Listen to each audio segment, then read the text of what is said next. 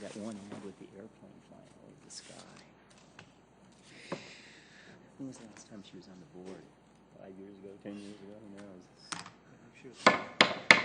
Call to order the November 6th, 2012 informational meeting of the Sioux Falls City Council. Welcome everyone here live at Carnegie Town Hall, and those of you watching on CityLink, and those of you watching on siouxfalls.org. Good to have all of you here. Councilor Entenmann is not with us this afternoon or this evening, so we wish him well. Moving on, we'll go right to City Council open discussion.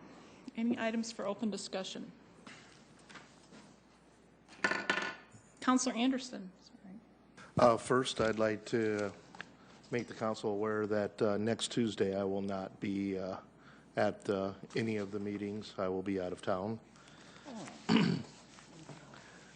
Second, during one of the presentations that we had about a month and a half ago from Parks and Recreations, they had stated, Don Kearney had stated that there was a bond still left open for Harmadon Park, and they wanted to utilize it for something other than what the bond's original intent was. At that point, I inquired basically how many of these bonds do we have open that were basically financing a certain project that was completed, and asked our finance director what should happen with those bonds when those projects are completed. Tracy had stated that they should go into debt service, but I'm finding that that may not be the case, and I would like to request to see if finance would like to take a look at that, look at our bonds and take a look and see what the status of our bonds are and how much open money there is actually in those bonds. Fiscal Committee, Councilor Karski, response? I think that would be the perfect thing for the Fiscal Committee to look at, and to make use of David Bixler for the budget analyst to open that up and take a look at that for us. So perfect. Good. Thanks for following up, Councilor. That's great. Thanks for taking it on for the committee. We'll all watch it closely, I'm sure. Other open discussion. Yes, go ahead, Councilor. I have one more. Yes. Also, Councilman Karski and I had a meeting with Chad Hebe and Mark Cotter about the arterial road expansion fund that we have, using that 1/8 of a cent and also the new plotting fees. I've stated a few times that I do not feel that this has been a good deal for the citizens of Sioux Falls, and in our conversations with Mark Cotter and Mr. Hebe, found that there's some adjustments that have been made to that fund to the 0.92%, which is the regular arterial money. Some of that money has been moved out of the arterial road fund, and I have requested a list of what projects that money's funding and how much money actually has been adjusted from that fund. And I'm waiting for Mark Cotter and Mr. Hebe to give us that information. Good. And I just wanted to make sure the rest of the council was aware of what was going on there. Thank you. Interesting silence follows. Councilor Anderson, would you also follow up with Fiscal Committee with that list as well, so that maybe that conversation also needs to be in a meeting like that, if Councilor Karski is comfortable with that? Yeah, I don't think that would be a problem. Like I said, I asked Dean to be a part of that meeting. He was very interested in it also, and it was just something that sort of popped up as we were discussing the arterial road funds. Interesting. Good. Thank you. Other open discussion, Councilor Staggers, then Rolfing. If I could ask Councilor Anderson a question about the arterial streets. I remember when we dealt with that a number of years ago, they were talking about we need $80 million. We had backlog in arterial streets. Do you know how much has actually been spent on arterial streets since that tax increase? Actually, I don't have those numbers there with me, but in our monthly report that we get from finance, they have a whole section there for arterial, and they do break it down since we've approved that program. It will show you for year to year how much money was generated, and by the eighth of a cent, by the platting fees, and then by the .92. And I think it's quite interesting as you take a look at those. I'd like to see where the rest of that money's going. Yeah, and also maybe to find out how much they've actually spent on arterial streets, you know, over the years. Because I remember the crisis situation. We're $80 million behind. We've got to get this tax increase going and all this and so forth and so forth. And it would be interesting to know over the years how much they've actually spent total on arterial streets. Well, if I could continue. Go ahead, Councilor. You know, when this was brought to us as a council, the previous council, it was stated that the eighth of a cent would generate between $3.5 and $4 million a year. It has done that. That the plotting fees would generate somewhere around $6 million a year. Well, because of the housing fallout, there's no one to blame for this. That part of the program has not generated more than $600,000 in 1 year, and that's this year. And that's a concern to me. If we're not getting what we were sold, maybe we should take a look at this again and try to come up with a different way to help fund this. And I've spoken with home builders and developers, and they agree. They don't feel that they're getting their money's worth either. So it's just something I think it's worth taking a look at. The program's been out there now for almost 4 years, and I think it's just a good time to review it. I'm going to put Dave Bixler on the spot and just ask that you follow up with Councilor Anderson on this question, and that this becomes part of our conversation when we have our monthly financial review with Tracy Turbeck and Finance Department, if that's logical to you. Okay. Is that all right with council that we do that? Okay. Next on was Councilor Rolfing and then Councilor Jameson. Yeah, I just wanted to report that, excuse me, that the Urban Ag met last night. We're coming to conclusions on some issues. We will be having a meeting on the 15th of this month that will have some input from the people of Sioux Falls on this issue, and you can probably look for something coming to the Land Use Committee for their meeting in December, and then something hopefully to this body maybe after that in January. So November 15th is your next session. We're Right. taking public input. What time does that meeting start? 6:30 right here in the chambers. Great. Thank you. Any questions for Councilor Rolfing? Okay, then Councilor Jameson was next. I was actually responding to Kenny Anderson's question, though, but Go ahead. as one of those guys who thought that leveling off the second penny was a great idea and voted for it, your comment about adjustment, what do you mean by adjustment to the fund? Like, what do you mean by that? Well, I said as we were taking a look at this, I want to say that it was noticed that in the 0.92%, that the actual amount that was put into the fund went down in about, I think it was 2010. I think if I'm correct, 2010 or 2011, that the actual amount that went in there went down. So when the question went out, why is this not the actual money that was generated by the 0.92, we were told that there was an adjustment made. And then the question came is, where did that money go then? Where was it adjusted? What road projects were funded by that adjustment? Okay, and that's the list we're waiting for right now. Okay, thanks. Other questions on that topic? I apologize for switching back and forth. I didn't realize that's what we were doing. Other questions on that topic? Otherwise, just a reminder, Mr. Bixler is going to work with Councilor Anderson, and we'll follow up and see it with David was involved in that meeting also with us, so he is Good. aware. Good, great, thank you. That's the kind of thing that we expect him to be doing. That's great. Any other council open discussion?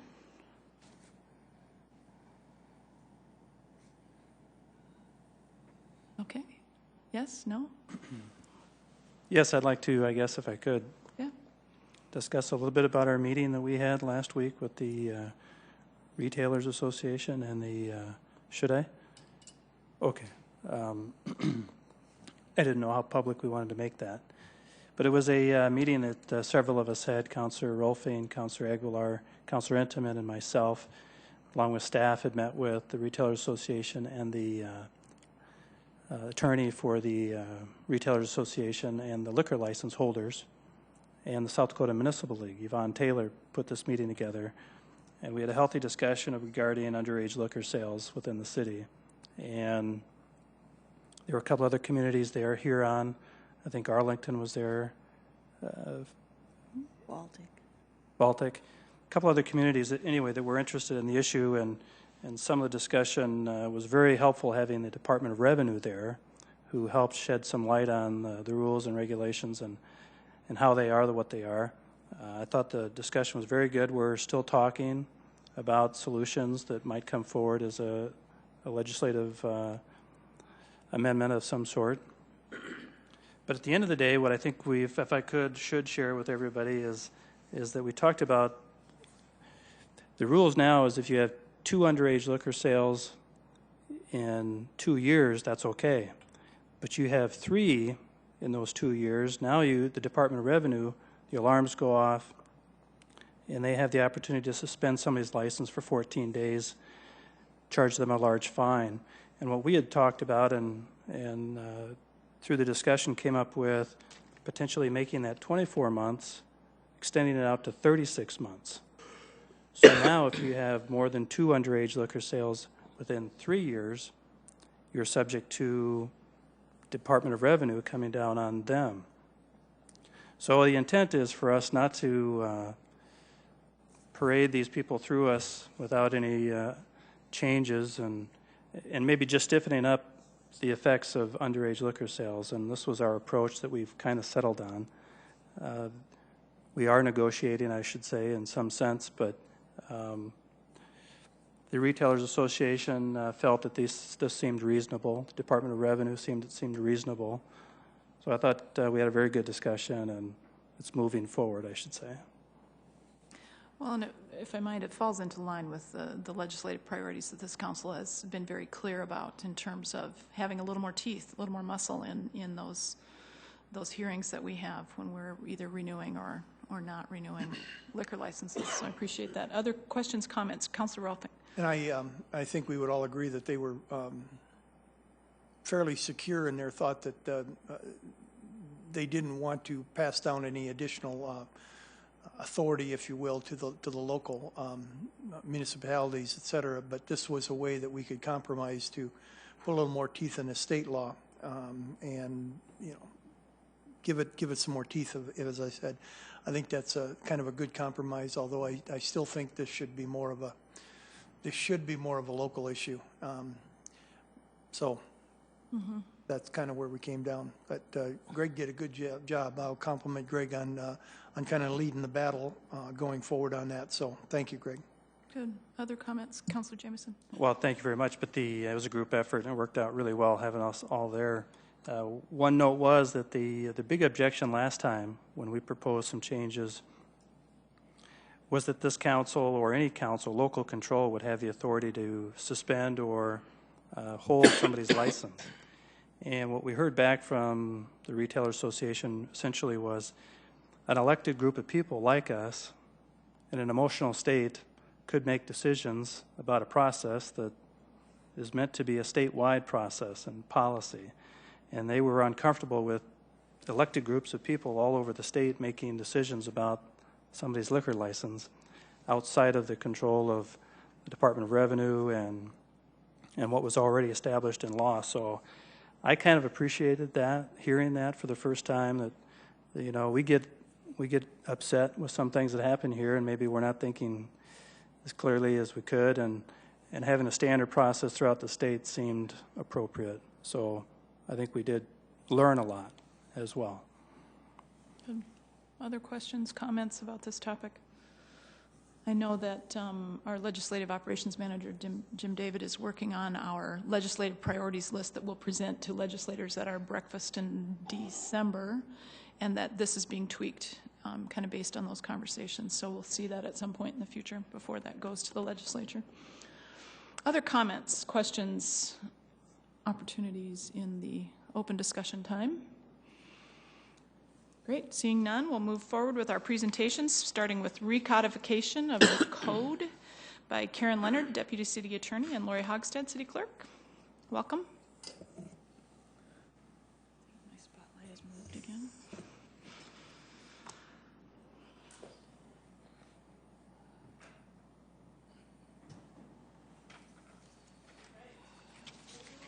Ready to go. Okay. Lori Hogstad, City Clerk, starting off the presentation today on the recodification project. All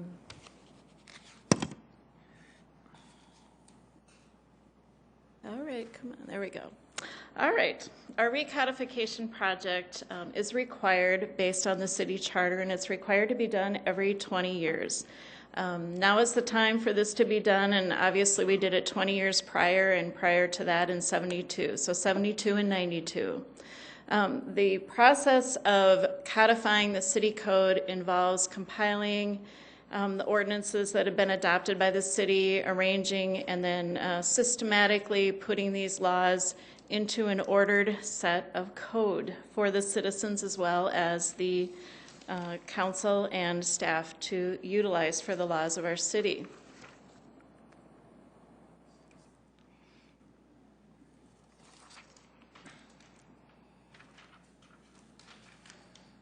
All right. The process began with the council approving a supplemental appropriation ordinance to provide the funds to begin the project that we needed to complete in 2012. And the amount of that was $16,950. Our current code was then submitted to American Legal, and they began a technical review and recommended changes.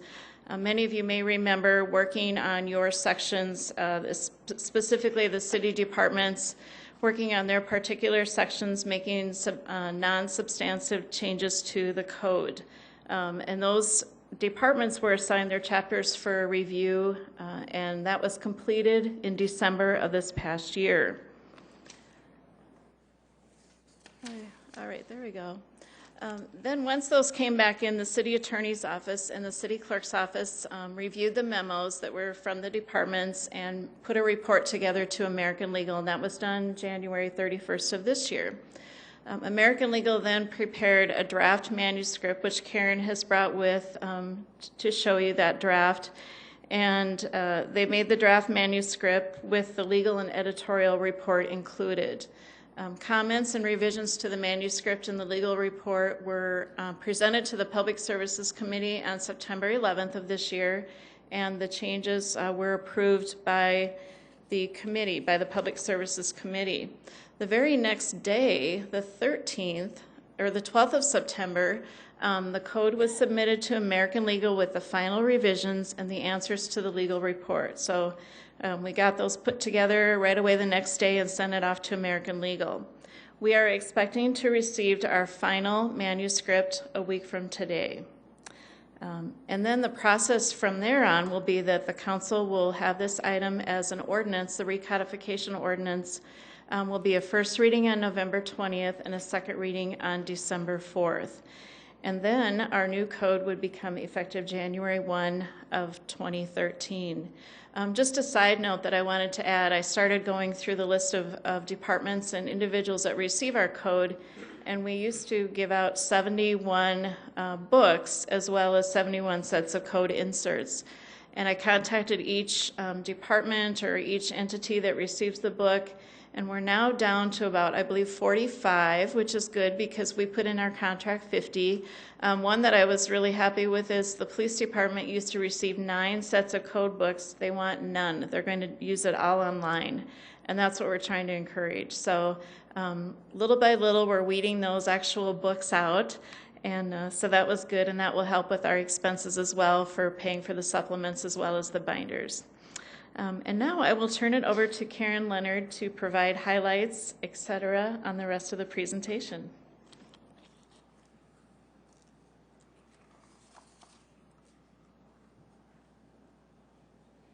Thank you, Lori. Karen Leonard, Deputy City Attorney. We wanted to bring forth the entire recodification process at the informational meeting because up until today we had only been working with the Public Service Committee, and the City Council will be voting on this in 2 weeks, and it's required by ordinance, so it'll take 2 readings.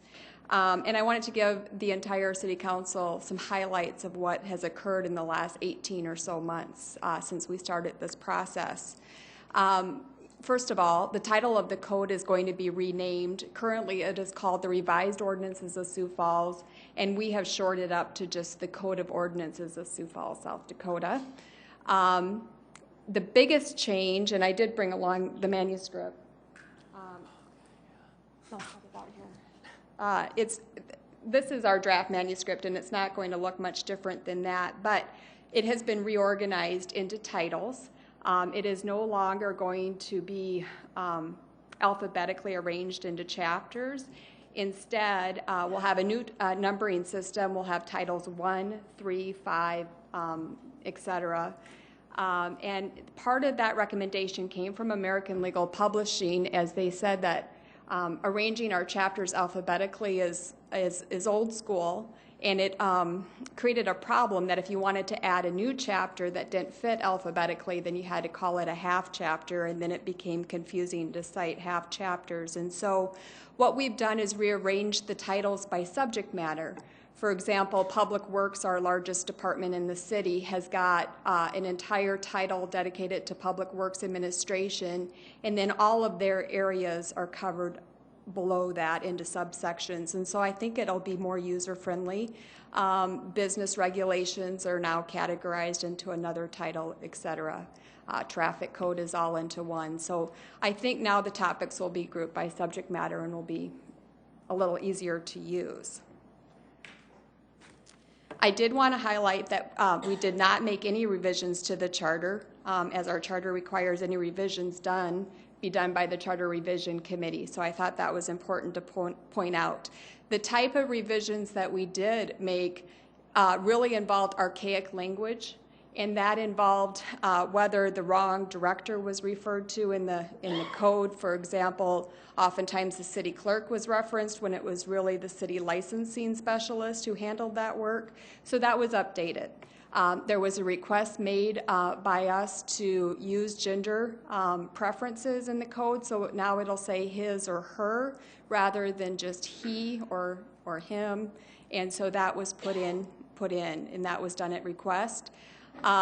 If there were any substantive revisions made, we did bring those to the City Council Public Service Committee for approval. And so what Lori has done is put out online all of the minutes from the Public Service Committee. So if any of you wanted to go back and see those substantive changes, or if the public wants to know what those are out online. There weren't very many made, but we did want to get authorization before we move forward on that.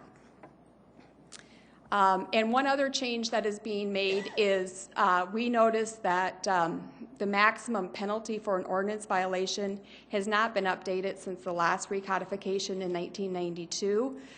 Currently, as of today, that if you're in violation of one of our ordinances, the maximum penalty is a 30 days in jail and or $200 fine. State law, though, does authorize the municipality to charge it out as a maximum penalty of 30 days in jail and or a $500 fine. And so this just merely, we did update our code to match state law, and this does not mean that all of our ordinances are going to have that maximum penalty. It just allows us the flexibility to do so and to be in conformance with state law. I wanted to take you through the code so that you could see it. This is the first page, and that's the title page, and like I indicated, the new title is going to be called the Code of Ordinances. The next page does show you how it's organized into titles of administration, public works, the traffic code, general regulations, the business regulations. Title 13 is your general offenses, and then land usage, and then special ordinances. Please note we no longer have our appendix system, and Appendix B used to be zoning. That has now all been incorporated into the code under their own chapter. And so I think it'll be a lot easier to go back out and cite as well, because some of those appendixes, when you went out to cite it, it got pretty lengthy. So I think that this will clean it up nicely.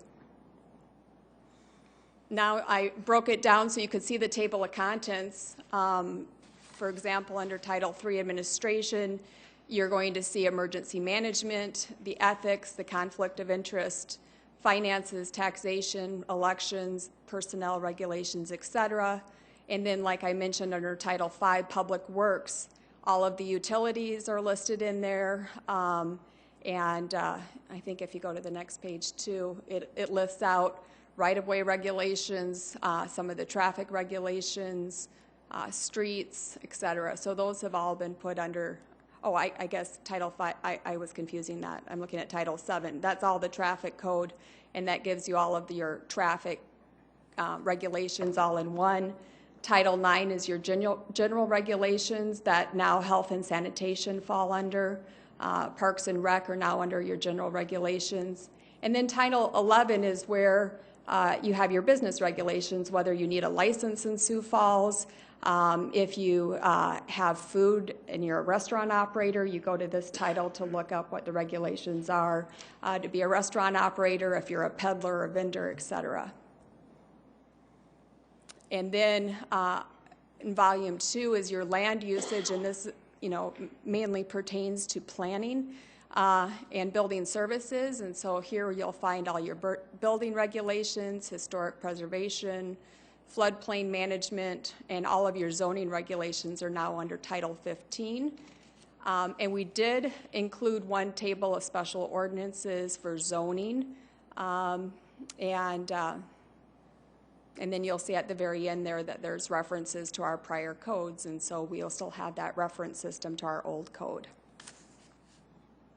And last in the presentation is that at the request, and I think it was a good request, is that we were asked to put together a fee index. And so I worked with Sue Quanbeck-Etten and with the clerk's office in developing an idea for how to do the fee index, and American Legal came back, and I thought they did a wonderful job at under alcoholic beverages, for example.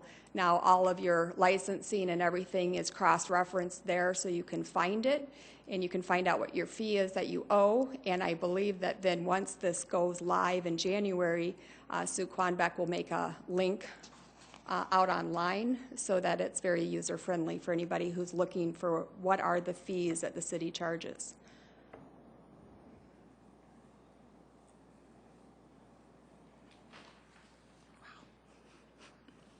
And that concludes my presentation. Are there any questions? Questions from council? Councilor Staggers. Yes, Karen, all ordinances are passed by the Sioux Falls City Council, so I'm kind of surprised. Why do we have just the Public Service Committee approve substantive revisions? Why not the entire council? Well, when we brought the recodification project 18 months ago, we had asked for direction from the city council, and at that time we were given the direction that it should go into a committee, and Public Services Committee was chosen as the committee to hear those rather than the entire council. Okay. I guess I'm just a little concerned that, the council as a whole passes these ordinances, and now we have a committee of the council approving major changes without the rest of the council involved. I mean, I wasn't here 18 months ago when this happened, but it still just doesn't seem, it just seems like the entire council should be doing substantive changes, voting on it. Interrupt you, Councilor Staggers, because the entire council will have final approval on all of it. If you well, you have to take it or leave it. I mean, that's what it is. I mean, we got to approve. We're not going to really have much of an. First of all, I don't know what the substantive revisions are. They're all in the minutes from the Public Services Committee, which some of them are printed for you and available, some are online. It wasn't, when we say substantive, I didn't think that they were incredibly huge changes that we made. But I would encourage you to go back and review those minutes. But because you will be voting on it in the end, council has the final say on this. And if you don't like something that's being changed, then that's part of the process. We need to have that conversation, absolutely. But that was the direction from the council at the time to go to the committee in that manner. Yeah, I don't mind talking about those revisions at the time, that we take a look at the entire thing, but it seems to me we should be voting on each of them, whether we... If that's the wish of the council, that's what we'll do. We will vote on them individually if that is the wish of the council, absolutely. But the council at the time asked for it to go to a committee to move away from that. Other comments, questions about that particular item? Other comments from Councilor Staggers? Well, once again, I just think the most appropriate thing would have been for the Sioux Falls City Council as a whole to take a look at each of these substantive revisions. Now, if they aren't really substantive, no, I'm not overly concerned about that, but that's the word that really stood out, was substantive. Okay, thank you. Other comments or questions for Karen? Councilor Anderson. Karen, when is this going to be brought to the council again? It'll be November 20th and then December 4th for the second reading. Okay, so we do have time to review these, and if there are any of them that we want to pull out, we can pull them out singular, or we can review each one, in the council meeting. But if I can continue, Chair. Yes, absolutely. Councilman Staggers, I thought that this was also a good process to do in working with public services. We haven't passed anything except for we have now passed the changes to the council to review and approve. So I don't see where, anything really has changed. The council still gets to review any of these changes and pass those. And if there's any concerns, please bring them up and we can discuss those. Thank you, Councilor Anderson. That's exactly right. That's the whole purpose of having committees, is that we vet things several times, and there's a significant amount of time between now and that second reading. And I'd encourage the public as well. It is all on siouxfalls.org, all of the changes that have been made, and the existing code is out there as well, and it's pretty easy to search. It's weird numbers, but it's pretty easy to search. Other questions, comments about this? Questions for Karen? Okay, so a reminder, first reading is later in November. November 20th. November 20th, and second reading is December 4th. We appreciate your work. I know a lot of people were involved with this, and so thank you. This is an amazing process. So. Thank you. Moving on our presentations, we're going to talk about the agreement with the Sioux Falls School District to share expenses for the joint elections. Lori Hogstead, City Clerk. And just heads up to council, this is on the consent agenda this evening. I asked that she give us a presentation on it so that we were ready. All right. Yes, as Councilmember Erpenbach mentioned, this is on the consent agenda under item number 1, which are the agreements and contracts that are listed under the consent agenda. And as part of that listing is available on SIRE, and which is our electronic system, and can be pulled up to view all of the contracts and agreements. This particular agreement was reviewed by the City Attorney's Office and the school district's attorney, and the process began after our April 2012 election. And the statutes do allow us to cost share elections as we deem necessary, and that was the purpose and intent of the agreement. This agreement was adopted by the Sioux Falls School Board on September 24th, and then it was signed by them on October 8th, and is now available for your approval on the consent agenda tonight. The changes in the agreement, or I'll just review the agreement and mention which ones are changes. The school district will take care of their school board candidates. In other words, they will publish their notice of vacancy for candidates and also distribute and receive and verify petitions that will come in from those persons interested in running for school board. Once they receive those petitions and have verified them, have their candidate names, the school district will then provide the ballot language, which would be the names for us to the city no later than 30 days prior to the joint election. And also the school district has agreed to respond to written questions for any technical assistance that we may have. The city then, this is a little bit different. The city this time will conduct all aspects of the election.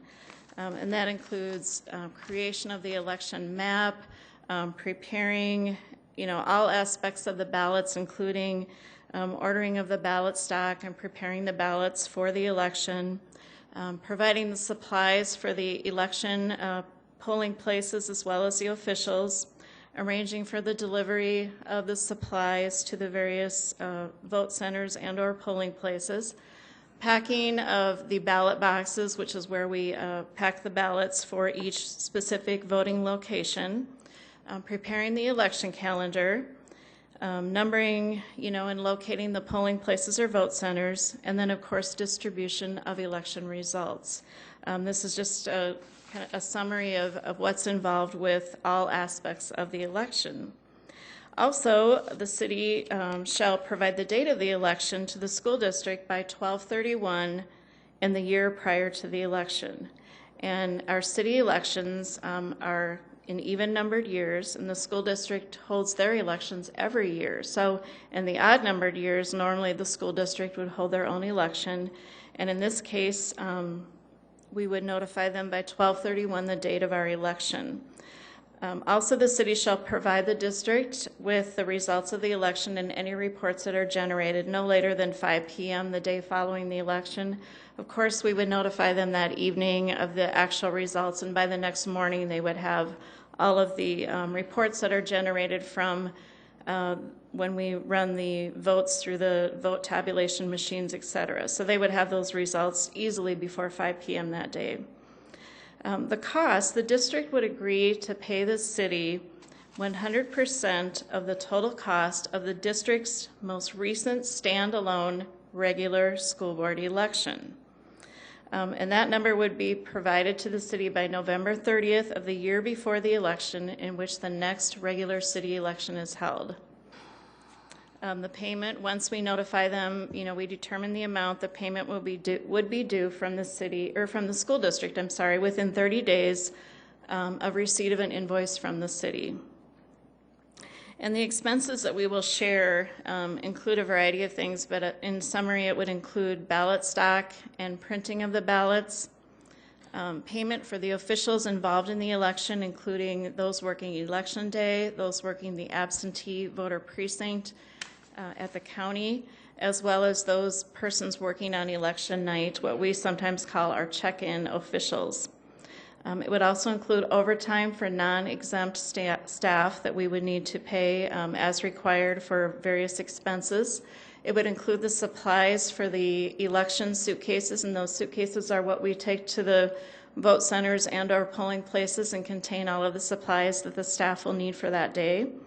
Of course, postage for all election-related correspondence, and then printing of the various forms that we will need, whether they be envelopes or folders or signs, laminated signs for election night. Legal publications that we would publish that are required per law to be published. Programming costs for electronic poll books. And then costs incurred in the delivery and pickup of the various machines that we use, such as the automarks, which are machines that assist voters with any disability. They are able to use an automark machine, as well as delivery and pickup of the voting booths and the ballot boxes. And then we do have charges from the county auditor, which are per a separate agreement between the school in the county, and the city in the county also has an agreement in place with Minnehaha County establishing our joint duties and responsibilities. And that last agreement was signed in August of 2011 and remains in force. And that summarizes the agreement to share expenses of joint elections, and I can certainly answer questions that you may have. Questions from Counselor Karski. Curious, Lori, the way this is written, we're not being reimbursed for the actual cost of the election. We're being reimbursed based on what the previous election cost us. Correct? Right. We're being reimbursed what the previous standalone election would be or was for the school district. For instance, if we say that our next election is April 2014 and the school district has a standalone election in June of 2013, that would be the cost. If June of 2013 is not the last standalone election, then we would go back 2011 and look at those costs. If I may continue, why wouldn't we ask to be reimbursed the actual expense for doing the election? Well, actually, the school district plays a little bit of a smaller part. You know, the ballot, if we think about our ballots from 2012, for instance, we had 9 different ballot types. If it was just a school district election, if I'm thinking of this correctly, they would only have 2 ballot types. So we do have some added expense based on the number of persons that are voted in the different voting districts. Now, I believe this next regular election, it won't be 9. I believe it will be around 6, but still that's 4 more than they normally would have incurred the expense for. And which also results in more election workers. If we do the vote centers, you know, we'll need more people to make sure we have enough to accommodate the voters.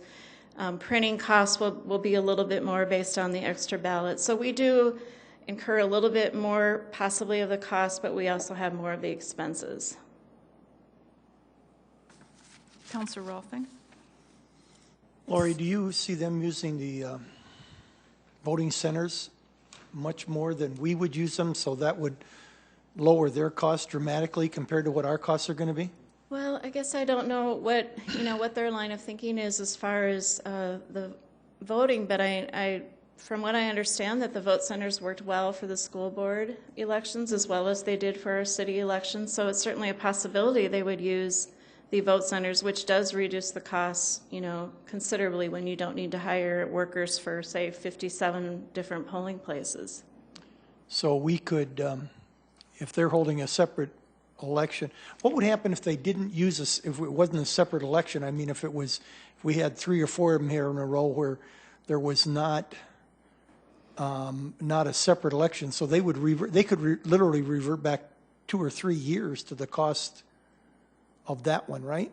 Well, I suppose they could. You know, if for some reason the 2013 would not be a standalone, we would, the way that the agreement reads, and maybe Dave could correct me if I'm wrong on this, but we would go back to their last standalone election, which would be 2011. Other questions or comments from council? Councilor Jameson? Lori, I want to make sure I follow this right. Who is it that drafted this agreement? Well, we worked on it jointly between the City of Sioux Falls and the school district. And the current agreement that we have with them is?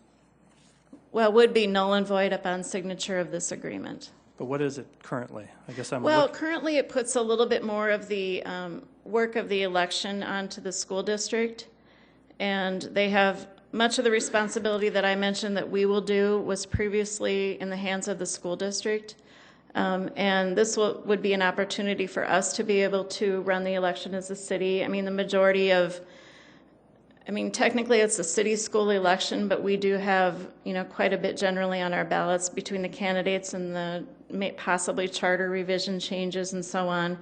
And so this will give us the opportunity to run the election in even-numbered years, and then in odd-numbered years, the school district, of course, when they're a standalone election, would run their own election. If I could, just the discussion was leading me to if the school board should change their election patterns and now fall into an even, along with the city, there would no longer be a previous election that. Councilor Jameson, the school board elections are set by state law. Well, so I mean, I guess what I see is a loophole that if perhaps. No, I understand. I just want to make it clear if it should change, they're not going to randomly change it. No, and if it did, we would certainly go back and revisit our agreement. Okay, we're not I'm sure that would be agreeable to both sides, that we could take another look at that. Okay, then one other piece was. Yeah, go ahead. Go ahead, Councilor Aguilar. I don't want to. Well, the school board really has more flexibility than we do, too. They can hold their elections in June, where we have to hold ours in April. Mm-hmm. So they can choose. I mean, the school board has to, you know, by vote, agree to a joint election. That's and that correct. happens usually at the beginning of the year when there is a joint consideration. The only other thing that was coming to mind was I think what Councilor Rolfing was maybe hinting at was the changes from voting centers to all the precincts and then back and forth. And if at the end of the day we're in charge of the city elections, the school district can do their own. They can set their own polling places. We would set our own. And what I'm interested in is a consistency. And I think I heard that in the last election, that there was concerns about flip-flopping around. And any way to control that in a way in this agreement, that we all use the same election precincts? All right, let me just take a look. It seemed like we had something in there. That's a good question.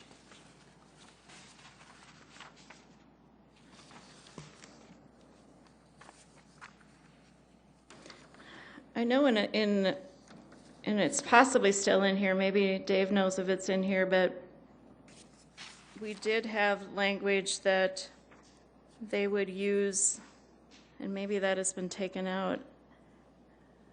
I thought there was language in here that they would use the same polling places the city used and add if they needed, if they chose, if we do the vote center route, we have 12 locations plus the 13th being the absentee. If they added, of course, wanted to do the actual wards and precincts, that they would at least utilize the 12 locations that we have chosen. But I don't know if that's still in this last rewrite of this or not.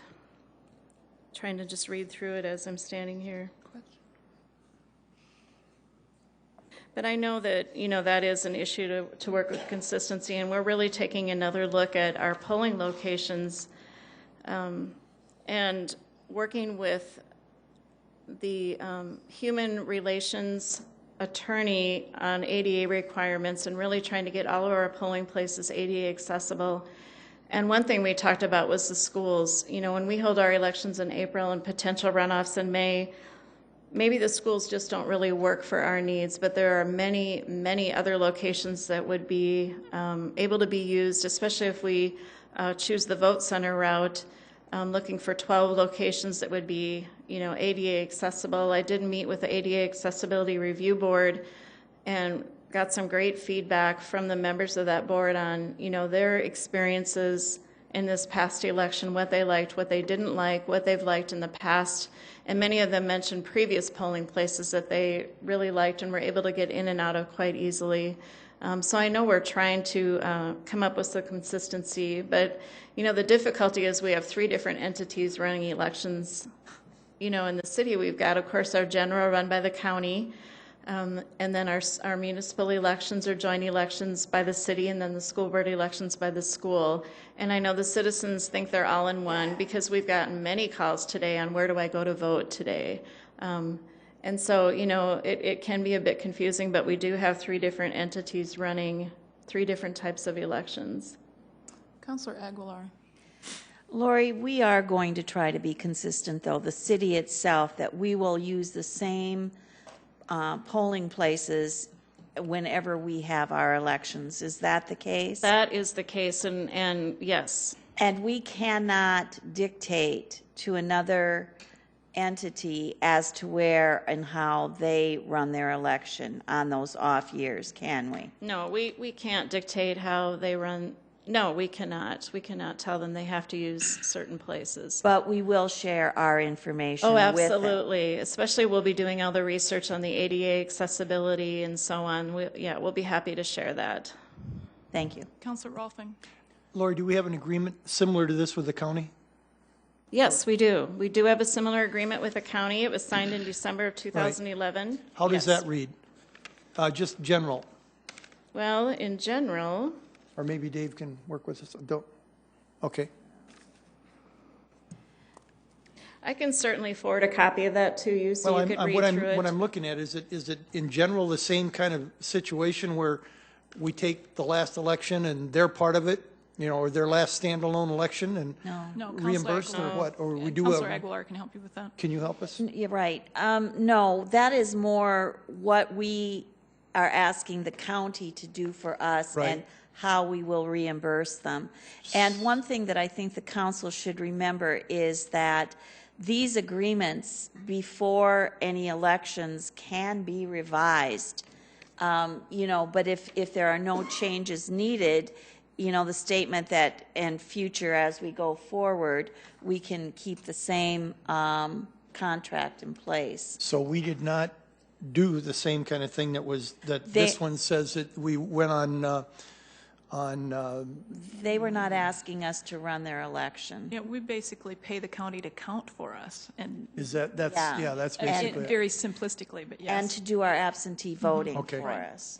Yes, which there we do have consistency that all absentee voting, regardless of the type of election, is done at the county auditor's office. So Councilmember Aguilar is correct in that they provide a service for us in the absentee voting, and then the election night duties that are involved in counting the ballots. And in essence, that's what the school board is asking us to do,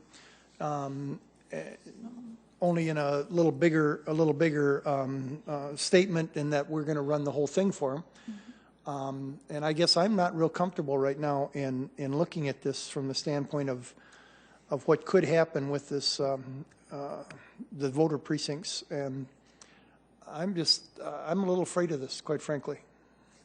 Other comments or questions from council members? Councilor Jameson.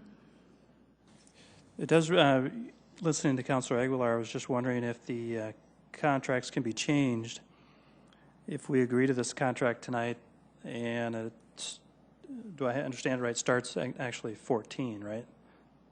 Or is that just, when would it start? This particular agreement was written listing the specific date of 2014. We started writing it after the 2012 election, not knowing that there may be another election on the radar. And so, yes, it was written for 2014, but it would cover any other elections prior to 2014. Correct, Dave? Correct. Yes. And certainly those contracts can be revisited. Each party gives the other a 30-day notification, and we can, work with their legal team and if we choose to rewrite a contract or the agreement. Do we know offhand, though, if there should be a special election this spring of 13, do we know what that would cost the city? Just offhand? Well, it depends on if we're using vote centers or polling places. If we use vote centers, we're looking, and this is an estimated cost at about $44,000. If we're looking at precincts, which involves more staffing, et cetera, we're looking at about $66,000. What did we do in the last special election in November that? I would have to defer to, Dave, do you recall? I can't remember if it was precincts or voting centers. Precincts. Okay. It was precincts. The school board election was. Let the city attorney help us. I'm taking guesses here. I apologize, but I think it was precincts, Counselor, because the enabling legislation from the state wasn't there yet. That's right. But the school district elections were the first authorized by the state legislature to use the voting centers, and then since that time, there's been obviously the approval for voting centers for all local governments. So that's changed the landscape. And from what I understand, and Lori can correct me if I'm wrong, I think this agreement was drafted with the look towards using the voting centers rather than precincts. Correct. To have the initial cost cut down. So I think there would be consistency in that. The vision was to have the voting centers, and that's why Clerk Hogstead has been working with the ADA Accessibility Board and also the ADA Compliance Officer, that's Colleen Moran, to make sure that the approximately dozen voting centers that are finally determined to be in place and established would be permanent, and most importantly would be accessible to all citizens to vote that way. So I certainly share your concerns and understand them, but the way, that's some of the background on how this was written, so that's why I think voting centers versus precincts wasn't actually included in the list, because everyone understands the enabling legislation is there, and that's the way we're going to move. Okay, other questions, comments, from council? Then I would remind you that this is on the consent agenda this evening, and it really takes only one council member to pull it off the consent agenda. So something to ponder between now and then. Any other questions or comments? Councilor Staggers? Yeah, if this was pulled off the consent calendar tonight, would we deal with it tonight or the next meeting? Yes, sir. We would deal with it tonight, and then we could defer it or whatever we want to do with it. So, okay. Questions? Any other questions or comments? Thank you, Lori. Appreciate your work. Moving on with our presentations. concealed weapons ordinance. Keith Allenstein.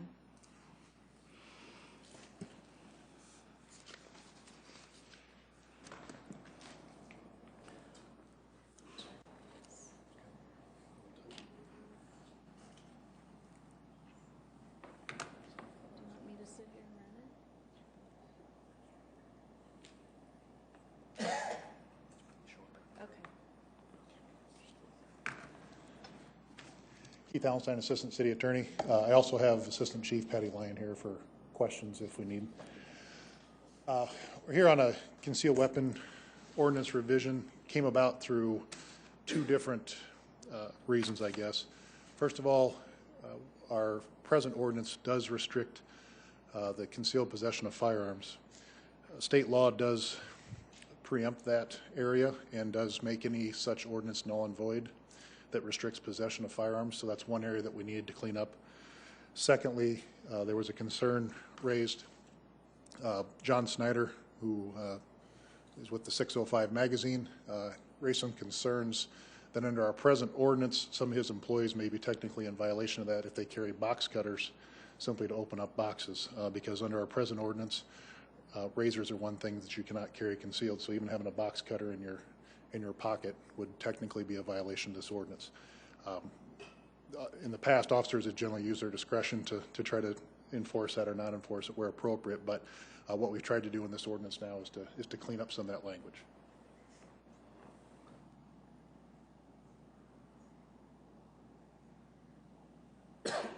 This is the ordinance as it reads now. It's very broad. It does, as I indicate, prohibit concealed firearms. In addition, it does prohibit concealing any razors or any other dangerous or deadly weapon or instrument or device which is, when used, likely to produce death or great bodily harm. So as you can see, it is very broad and could prohibit a number of different things.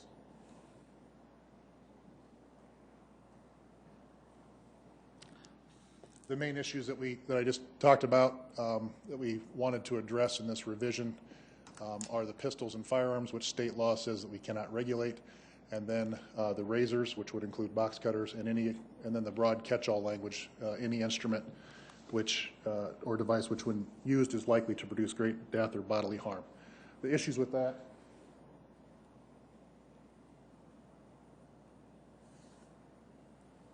Is a state statute, as I mentioned, that indicates that we cannot restrict possession of firearms.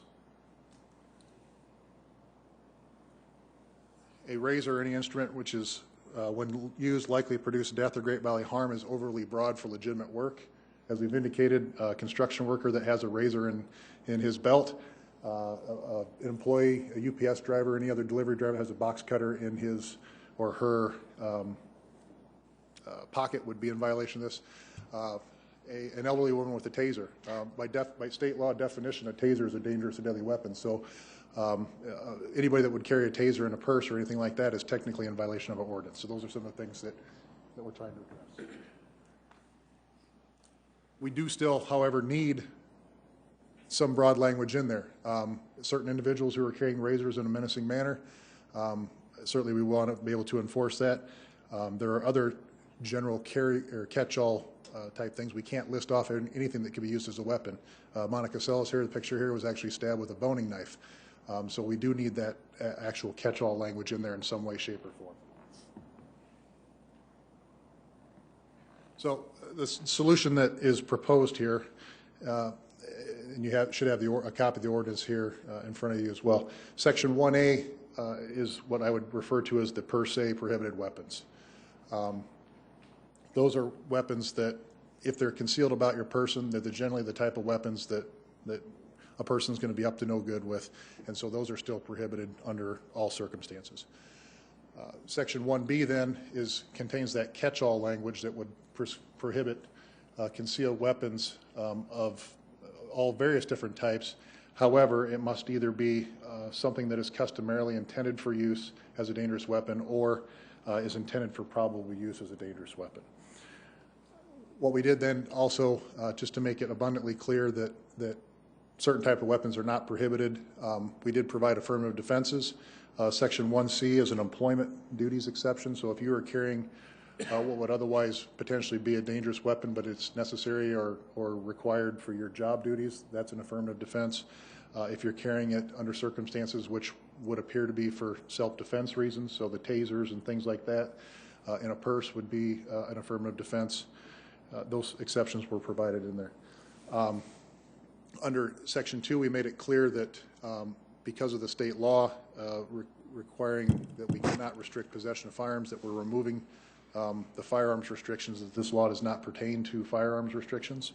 And then in subsection 3, we contain in there a pocket knife exception, which does indicate that this does not prohibit you from carrying an ordinary pocket knife.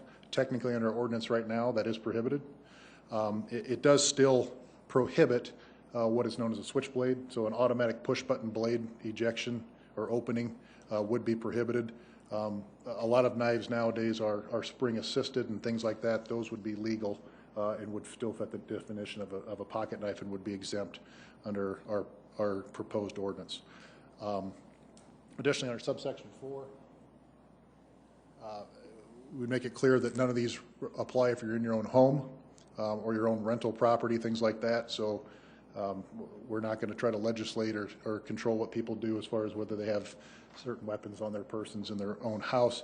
And then subsection 5 is actually in the present ordinance. It's the peace officer exception if it's necessary for their duties. That's just been moved down and into a separate subsection. So this was an attempt to basically legislate what the officers were hopefully doing on the street already and using this ordinance where appropriate and not using it where not appropriate. We don't have a lot of these arrests. I think in the 5 years that I've been with the city, I can think of, at least unless people just pled initially, I can think of 2 or 3 times I had a trial. They typically involve either a switchblade or brass knuckles or some other type of knuckle type of material. So we don't have a lot of these. I think the officers are doing a good job using their discretion, but now we can give them some guidance legislatively with this as well. Great. Thank you, Keith. Questions for Keith? Councilor Jameson. How do you define that pocket knife a little bit? Help me with that. Is that a size limitation? Is it a folding device? It's folding. We considered using the size. There are some states out there and cities that typically have anywhere from 3 to 4 inch. If it's over that, it's not considered a pocket knife. We did not put a blade size restriction there. Basically, it's a small knife. Okay, I guess you can. It's not defined by length, but it is designed for carrying in a pocket or purse with a cutting edge and the point entirely enclosed by its handle.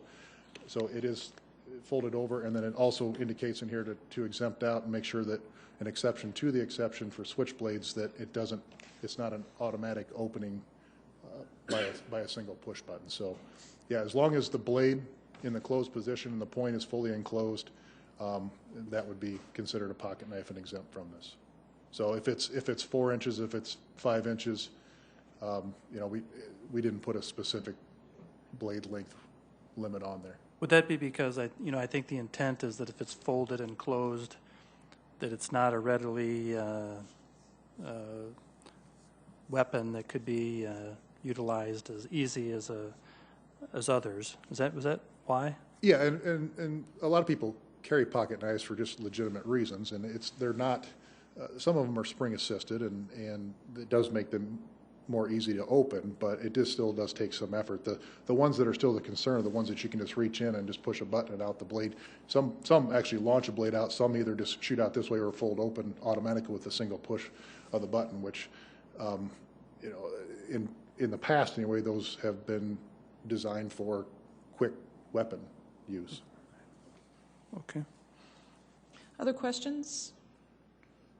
Councilor Staggers. Yes, so just to clarify, this is dealing with concealed weapons, but what if somebody was walking down a street with a switchblade in their hand just like this? Is that against any city ordinance? There is a city ordinance that talks, and the exact language escapes me, but there is a city ordinance that talks about displaying a weapon in a menacing manner.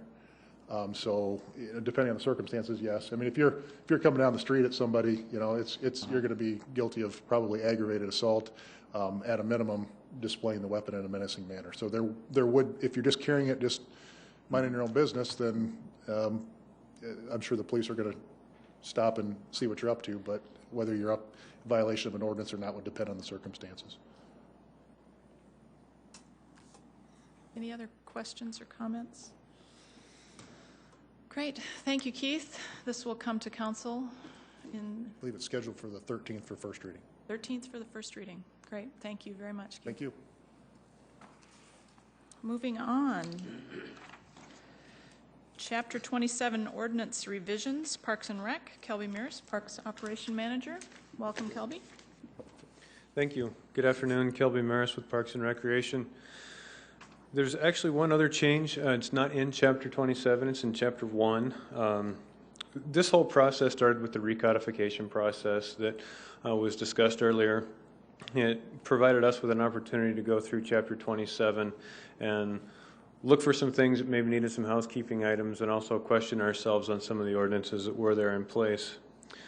Like I mentioned, Chapter 1, current ordinance dictates that an after-hours violation at Faywick Park is basically double the penalty for an after-hours violation in any other park. The history behind that, I'm not sure of why that was ever placed in ordinance that way. Talking to some of the longtime members of Parks and Recreation, dates back to a time when we had after-hours issues at Faywick Park on a consistent basis. We currently don't have those issues, so we're recommending that that just be eliminated from the ordinances so that the after-hours violation for Faywick Park is consistent with all the other parks in the park system. There are 5 sections within Chapter 27 which contains language pursuant to policy established by the board.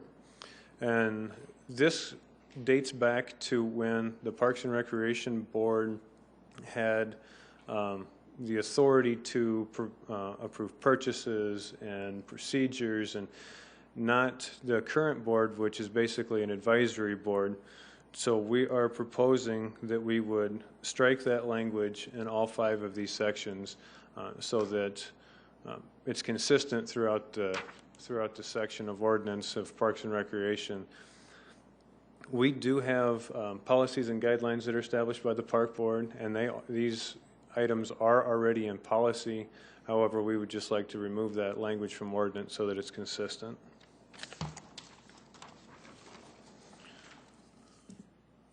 Section 27-11 deals with firearms, guns, and fireworks prohibited within the park system. We would also like to add remote control aircraft to that list. They are prohibited, but they are allowed through a permit by the director.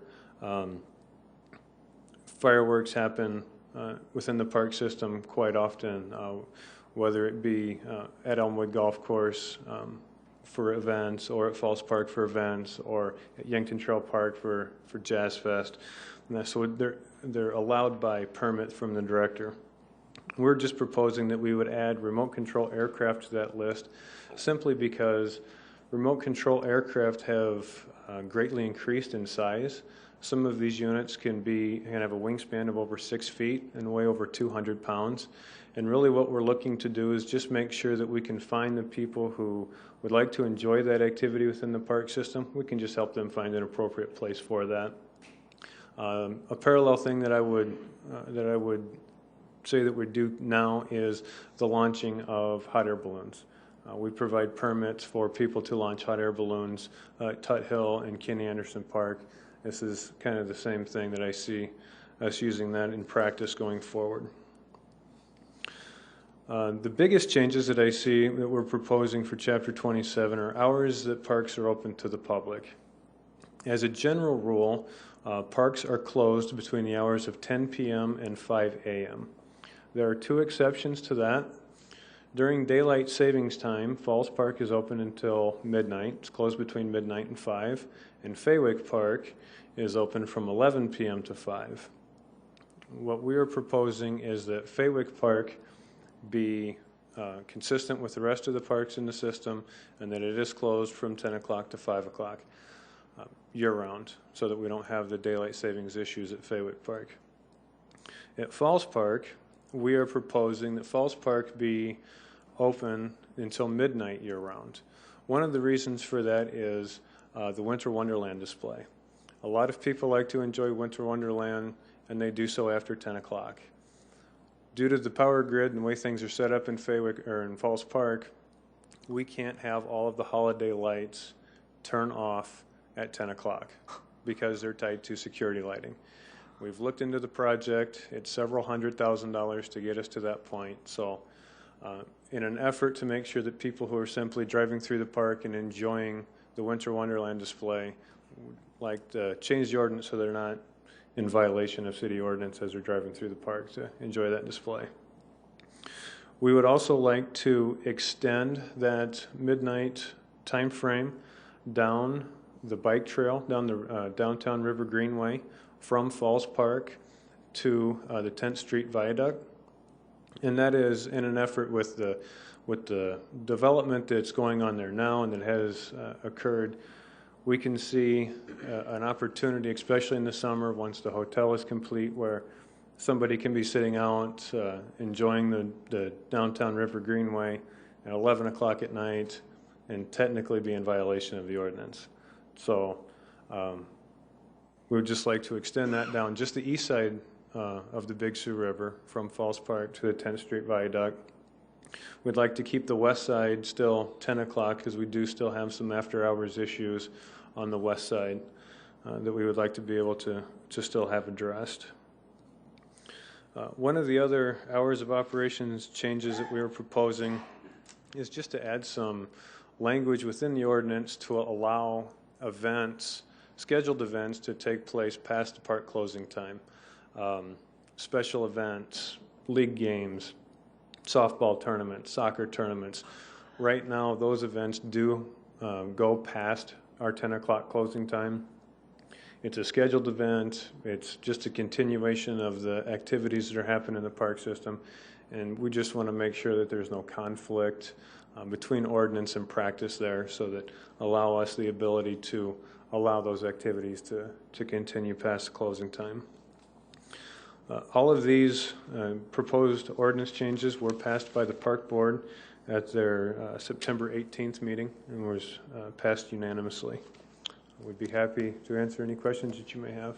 Thank you, Kelby. Questions from council? Councilor Jameson. Kelby, thanks. Could you just summarize again the hours? Is it just Falls Park that would be out of the ordinary and the rest? You went through a lot of the different, would that be the summary of it? Is the Yep, the summary is that basically all of the parks except for Falls Park and the downtown River Greenway would close at 10, and Falls Park and the downtown River Greenway would close at midnight. Thanks. Other questions or comments? Councilor Karski. Relating to the model aircraft, I get that, you know, the big ones, I mean, the jet propelled, whatever, but somebody's in the park with their kid and they have a little helicopter that's remote controlled and has a 25-foot radius. I mean, we're painting pretty broad. We're going to eliminate the ability to use that too. Is that correct? Well, without a permit, if they were causing issues, they would be subject to a citation by the police department. So technically, yeah, they would be in violation of the ordinance. However, we don't typically have those issues. The concerns that we get come from people with these larger aircraft looking for a place to do it and a time to do it as well. You know, during a soccer tournament, Yankton Trail wouldn't be a great place to do this. However, any other time, Yankton Trail might be the perfect place to do it. The long, accessible pass would create a perfect runway for an aircraft that size. So we're just trying to help the end user make sure that that what they're doing is in an appropriate location, an appropriate time, and just try to avoid any conflicts. So you're telling me that discretion would be used in certain circumstances. What about model rockets? Model rockets are considered fireworks, so because of the way they're propelled. So they would actually need a pyrotechnics permit through the fire department to launch a model rocket. Okay. Councilor Anderson, did I see you ask? Yes, please. Please go ahead. Kelby, Our parks are, fantastic. We talk about them all the time. They're destinations for events, whether there be weddings or even larger events. I've had a couple phone calls and a couple texts on some issues with vehicles being parked overnight in parks. You may not have this answer right at this time, but I hope that we can get updated on this. What is the rules for leaving a vehicle overnight, and what type of ticket could you get if you do in our parks? A vehicle left in a park overnight is subject to citation by the police department. I'm not exactly sure what that citation would be. We have vehicle permits that we issue, and we can issue and have issued permits for vehicles to stay in a park overnight for various reasons.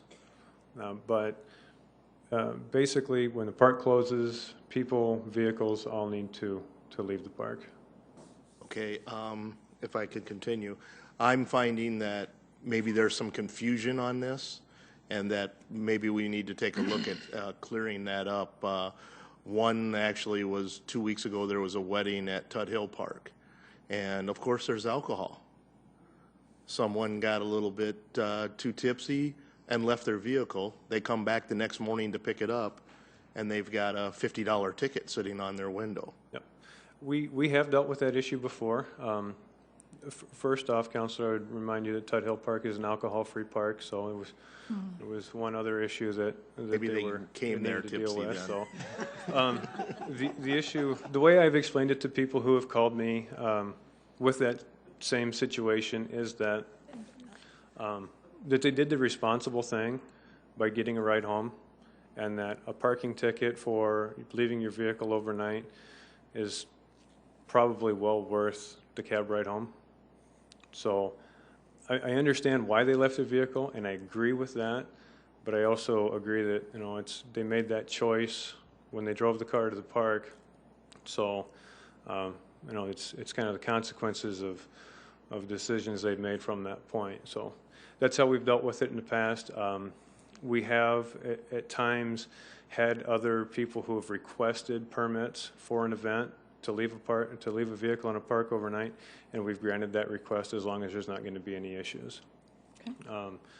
So I hope I've answered your question there. In part, yes. Councilor Anderson, would you mind, the City Attorney Fifley could add to this as well? That would be fine. Thank you. I think Kelby already kind of hit it at the end, but the ordinance specifically states 27-16.7, no person shall park or leave parked a vehicle within any park after closing hours unless authorized by the director, and Kelby was hitting to that. I think it might be just if someone has had a little bit too much the night before, leaves their car, that's probably a very good choice of a lesser of two evils, and I would imagine if they called the park department the next morning and said, here's what happened, and I left my car, I think they're all pretty good human beings down at that park department, and they'd be pretty understanding. If I could. Councilor Anderson. At some of our events, sporting events and that, where there has been vehicles left overnight or parked on the grass, the police have given courtesy tickets. I would hope that would be something that we would look at doing, because once again, we're encouraging people to use these facilities. Not all of them are dry parks, and I just feel that it would be more customer service friendly if it's an overnight vehicle. If it was left a couple days, then I could see a ticket. But just overnight, I think, is a little bit extreme. Councilor Anderson, could I ask then, would you like to work with the City Attorney's Office to make a change to that ordinance to reflect those concerns of yours? If the City Attorney would like to meet with me on that, I'd be very happy to. Well, I will leave that up to you two gentlemen to move with that. I have a question then from Councilor Rolfing.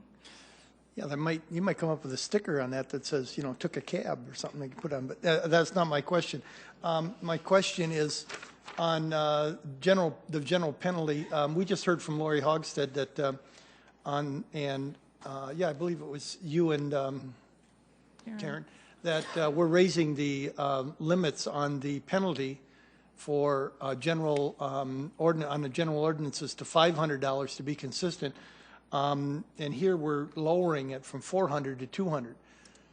generally, I know that the courts will not go to the maximum on these things. They will, say, it's $100 or, $50 or that, but they have the ability to go up to $500 if they feel that's it. Would it be appropriate to leave this or not leave it, but to go the other direction on this and go up to $500 so that the court has the ability to do that if they need to, and then you would be consistent with what's happening with the rest of the new ordinances that are coming into being January 1st? Yes. Go ahead. Thank you, Councilor. I think what Section 1.4 is trying to do, Councilor Rolfing, is it's eliminating the exact dollar amount stated in there that's directed only for Faywick Park, and it would just state that it would just be a penalty. It'd be a violation of ordinance, but without a specific dollar amount. That way it provides more flexibility. That's what we do with pretty much all the ordinances, is don't have a specific penalty, but have just the penalty provision which is stated in Section 1. But this was just a very unique historical event where we had a specific concern by a former councilor on Faywick Park. So the courts didn't have any leniency? They had to give a $400 fine? They couldn't have, because state statute says they could only go up to $200. I think this was more, frankly, I wasn't around at the time, but I'm guessing more of a statement by that city council to say, we believe that is so egregious that we want the fine double what could otherwise be authorized. But if everything else is at $500, shouldn't this be? Go ahead. It would be, indeed, but we're just not having a specific dollar amount stated in there for the fine. Yeah, it is, too. We're going to $200 instead of $400. Currently, it is $200, Councilor No, Rolfing. currently it's $400. We're bringing it down to $200. But currently, everything else is $200. The maximum is $200 fine. Right. And that's what Kelby is referring to But in his notes. as of 1/1/2013, everything's going to $500. And Kelby's notes will be out of date at that point. So I'm saying, why don't we make it $500 as of that time and be consistent with, instead of having to make two changes, make one? The others don't say anything either, Councilor Rolfing. What? They don't refer to an exact number in any of the other ones either. There is a general statement about it being consistent with state law, correct? In the recodification? Exactly. And what I'm saying is that anything that happens in Faywick Park now can have only a maximum of $200 if we go with this instead of $500.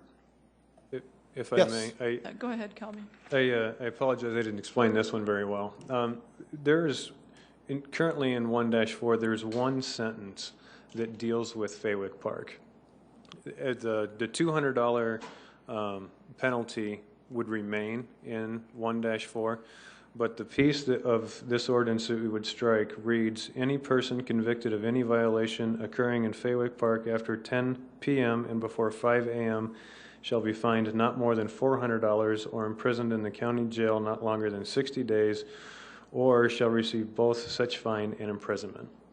That is exactly what we are suggesting that we strike from the ordinance. The whole thing? That whole sentence as it relates to Faywick Park. The $200 and the 30 days in jail would stay for the rest of this year, and then through recodification then would be changed to what the presentation stated earlier. Got it. Thank you. Comfortable with that? Thank you, Kelby. Okay. Thank you, Attorney Feifley. Appreciate the help. Any other questions or comments for Kelby? Okay, remind us when this is headed for a full council got it. meeting. First reading is on the scheduled for the 13th of November. First reading is on the 13th. Great, thank you very much. Anything else for the good of the group? I'm going to remind those folks who are listening live that actually the fiscal meeting has been canceled because there is no agenda for this evening. So it is 20 minutes after 5 if you're listening live, and it is still election day until 7 o'clock. And so I'd remind you, if you haven't, run to your poll. You have plenty of time, and I would encourage you to participate in the democratic process. And that being said, I will adjourn this meeting.